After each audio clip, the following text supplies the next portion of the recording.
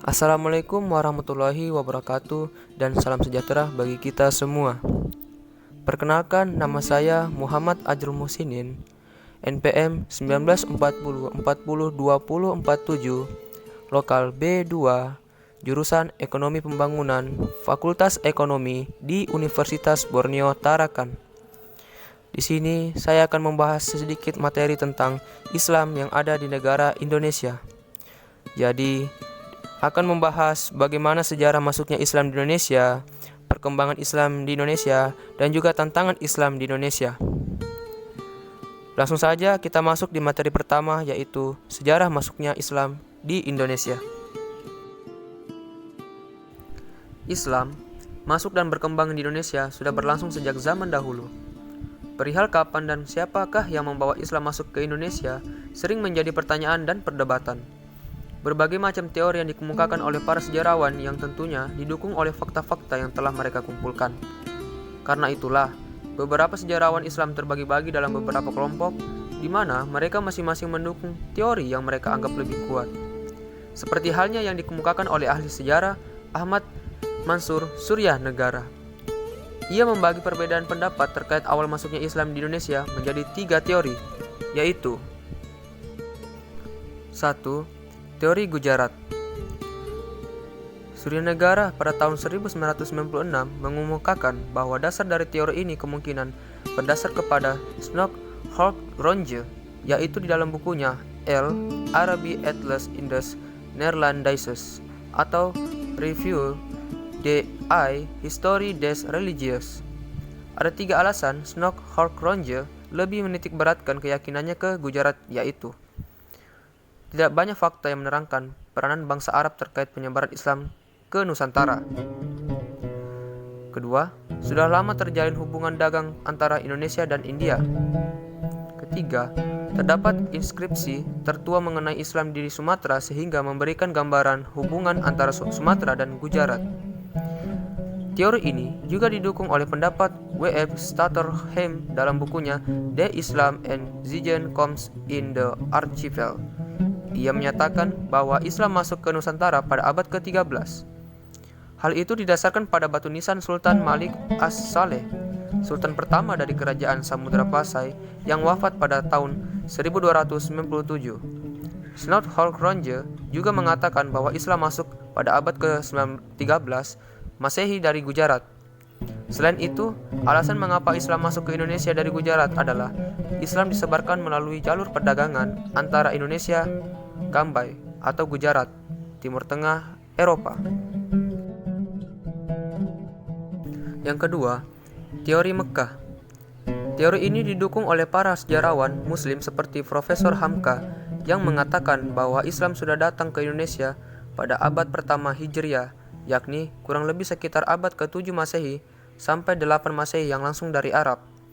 Hal itu didukung dengan sudah adanya jalur pelayaran yang ramai dan bersifat internasional jauh sebelum abad ke-13 Masehi melalui Selat Melaka yang menghubungkan dinasti Tang di Cina atau Asia Timur, Bani Umayyah atau di Asia Barat, dan Sriwijaya di Asia Tenggara. Selain itu, Hamka mengumumkakan bahwa Islam masuk ke Indonesia pada abad ke-7 Masehi berdasarkan berita Cina dinasti Tang yang mengatakan bahwa ada daerah pemukiman pedagang Arab Islam pantai barat di Sumatera. Bukan hanya itu saja, J.C. Van Dor mengatakan dalam bukunya Indonesia Trade and Scote bahwa pada 674 Masehi di pantai barat Sumatera terdapat pemukiman Arab Islam dengan perkiraan bahwa bangsa Arab telah membangun pemukiman perdagangannya di Kanton pada abad ke-4 Masehi.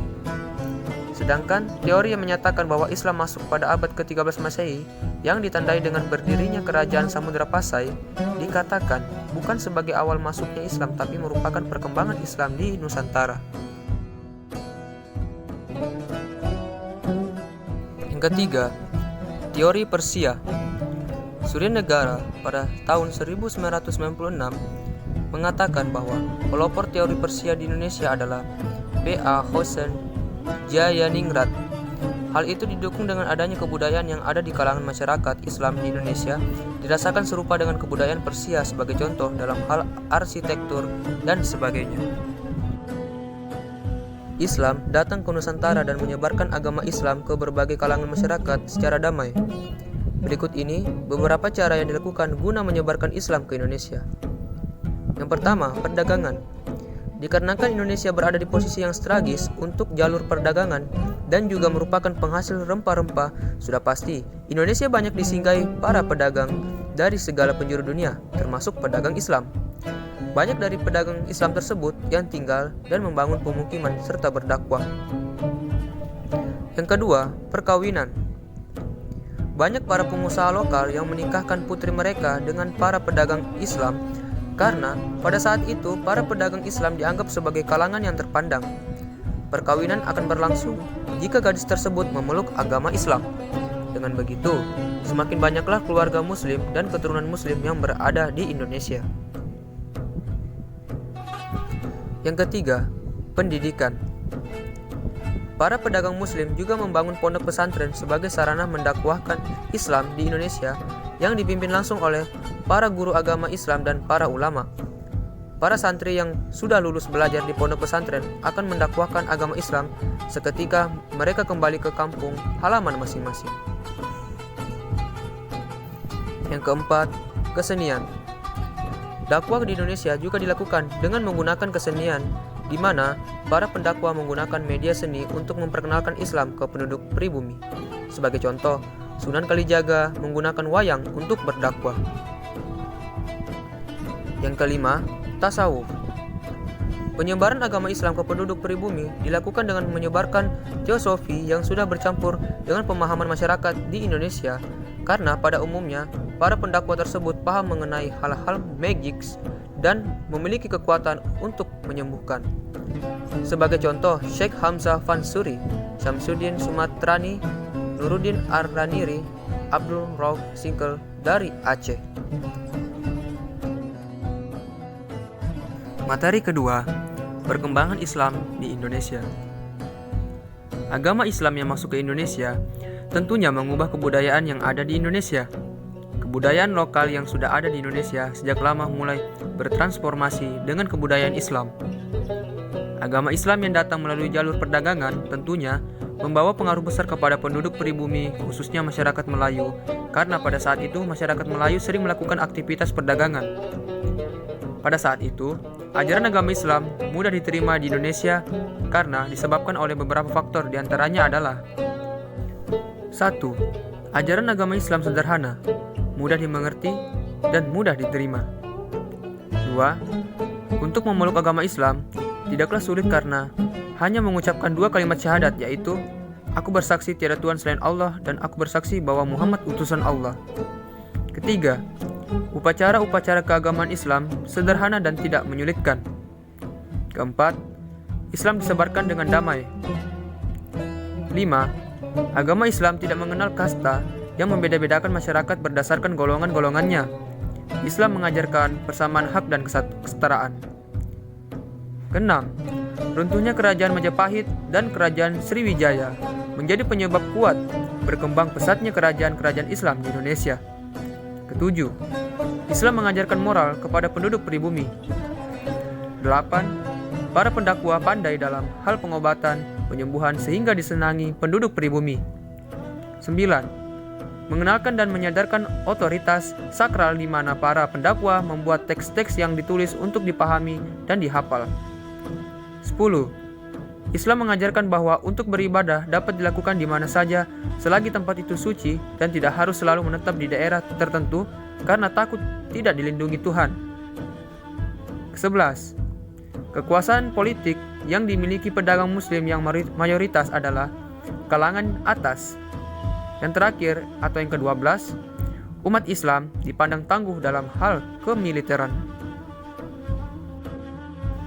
Tidak hanya sampai pada dakwah yang disebarkan oleh para pendatang Muslim dan pedagang Muslim saja, tetapi seiring berjalannya waktu, kerajaan-kerajaan Islam pun mulai berdiri dan mencapai masa-masa kejayaannya, serta banyak didirikan masjid dan musola di berbagai tempat sebagai sarana ibadah. Kerajaan Islam pertama yang berdiri di Indonesia adalah Kerajaan Samudra Pasai dengan Sultan Malik As-Saleh sebagai sultan pertamanya. Agama Islam yang berkembang di Indonesia juga menyebabkan pengaruh yang besar, baik itu terkait arsitektur, bahasa, pendidikan, norma, hubungan sosial, budaya, dan bidang lainnya. Sebagai contoh, dari bidang arsitektur, terdapat berbagai jenis bangunan seperti masjid, kerajaan, benteng, kuburan, air mancur, bak permandian, menara, surau, dan sebagainya. Materi ketiga, tantangan Islam di Indonesia. Wakil Presiden Ma'ruf Amin bicara mengenai 3 tantangan besar umat Islam saat ini. Tantangan itu mulai dari meningkatkan kualitas SDM, menghilangkan kemiskinan dan ketimpangan, serta imunisasi umat dari penyebarluasan radikalisme dengan menggunakan simbol-simbol agama. 3 tantangan yang dikemukakan Ma'ruf Amin sudah dikemukakan berbagai kalangan, dan untuk menghadapi tantangan tersebut, maka diperlakukan kerjasama yang erat antar umat dengan pemerintah. Peningkatan SDM umat Islam jelas merupakan konten yang besar, karena umat Islam yang mayoritas di Indonesia jika lemah SDM-nya jelas akan menjadi ancaman bagi persatuan bangsa dan pluralisme di Indonesia. Karena lemahnya SDM akan menyebabkan terjadinya squalor and loneliness di kalangan muslim yang bila dipolitasi oleh foreign stock yang beroperasi di Indonesia jelas akan menimbulkan instabilitas. Yang perlu diperhatikan dari sinyalemen Ma'ruf Amin adalah penyebaran radikalisme melalui simbol-simbol agama yang tidak hanya terjadi di kalangan umat Islam, namun juga di kalangan umat yang lain. Penyebaran radikalisme dengan menggunakan simbol-simbol agama akan mudah terjadi jika pertama, hubungan umat Islam dengan pemerintah yang memburuk. Untungnya, hal ini tidak terjadi di Indonesia. Kedua, penyebaran radikalisme atau kanan ekstrim mudah diterima oleh komunitas masyarakat yang lemah dasar agamanya. Eksklusif pandangan agamanya seperti mudah mengkafirkan orang yang tidak sepaham serta karena rendah SDM-nya. Ketiga, penyebaran radikalisme melalui simbol-simbol agama dapat semarak jika kesejahteraan rakyat menurun dan munculnya distrust rakyat terhadap tokoh formal dan tokoh informal yang semakin menurun kredibilitas dan kapabilitasnya. Keempat, penyebaran radikalisme melalui simbol-simbol agama semakin marak karena literasi sikap beragama yang benar dan koheren dengan sikap bernegara dan bermasyarakat kurang masif dilakukan di lini komunikasi massa dan komunikasi sosial, termasuk banyaknya kepengurusan masjid yang diduga dikuasai kelompok manipulator agama. Padahal, masjid memiliki posisi sentral, signifikan, dan strategis dalam syiar Islam. Itulah tadi materi tentang Islam di negara Indonesia. Semoga apa yang saya sampaikan tadi bisa menambah wawasan teman-teman semuanya. Sekian dari saya, kurang dan lebihnya mohon dimaafkan. Wallahul muwaffiq ila aqwamit thariq, billahi fisabilil haq, fastabiqul khairat. Summa wassalamualaikum warahmatullahi wabarakatuh.